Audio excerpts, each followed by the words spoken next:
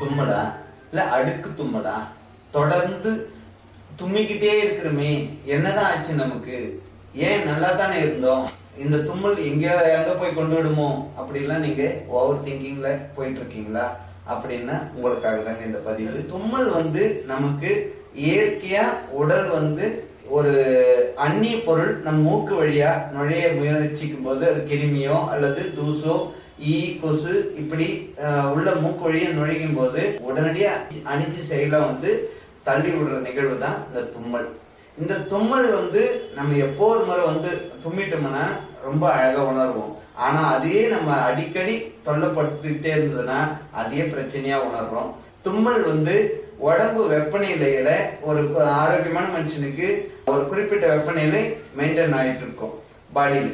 அப்ப அந்த வெப்பநிலை தகர்க்கப்படும் போது, அதாவது அந்த வெப்பநிலையை விட கீழே போகும்போதோ அல்லது அதை விட உயர்வா போகும்போதோ நம்ம நுரையீரல் காற்றில் உள்ள ஈரப்பதத்தை பிரிக்க முடியாம அது தண்ணியாவே வெளியேற்ற ஆரம்பிச்சிடும்.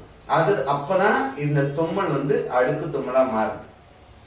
இந்த அடுக்கு தும்மல் நமக்கு நாள்பட்ட இதே பிரச்சனையில இருக்கிறவங்களுக்கு கண்டிப்பா ஆகும். அதாவது தூசு இல்ல நிறைய பஞ்சு பெயிண்ட் இந்த மாதிரிலாம் நிறைய டஸ்ட் ரிலேட்டட் ஒர்க்ஸ் அதுலயும் வரும். இல்ல நான் அடிக்கடி இந்த மாதிரி பசி இல்லாம சாப்பிடுறது, இல்ல வெயில்ல அலைஞ்சு திரிஞ்சிட்டு திடீர்னு குளிர்ந்த நீர்ல குளிக்கிறது குடிக்கிறது, பிளஸ் பழச்சாறுலாம் குடிப்போம். அந்த பழச்சாறுலாம் என்ன பண்ணுவோம், சர்க்கரை ஐஸ் வாட்டர் போட்டு குடிப்போம். அப்போ உடனே நம்ம உடம்பு வெப்பநிலை தகர்க்கப்படும்.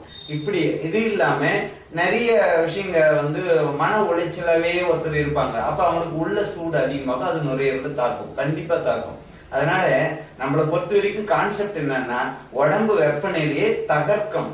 அப்படி தகர்ந்தாதான் இந்த மாதிரி தும்மல் வரும். இப்போ ஒரு சிலர் என்ன பண்ணுவாங்கன்னா, எப்போதும் இந்த லேஸ் ஐட்டம் இல்ல இந்த மாதிரி காரமான ஒரு மசாலா ஐட்டங்கள்லாம் அதிகமா சாப்பிட்டுட்டே இருப்பாங்க. அப்ப அதிக சுவையிலதை நம்ம நிறைய உட்கொள்ளும் போது உடம்பு வெப்பநிலை மாற்றானே. அதனால இதெல்லாம் விட்டுட்டு நம்ம இருந்தாவே அது உள்ள போக மாட்டோம். இல்ல நான் போயிட்டேன், தும்மல் இப்ப எனக்கு அடுக்கு தும்மல் நிறைய இருக்கு பிரச்சனை அப்படின்னு சொன்னா இயற்கையான வழியில தீர்வு சொல்லுங்க, எனக்கு சீக்கிரம் விடு பண்ணோம்னா கண்டிப்பா அதுக்கும் வழி இருக்கு. அதை அடுத்த பதிவில் நம்ம பார்ப்போம்.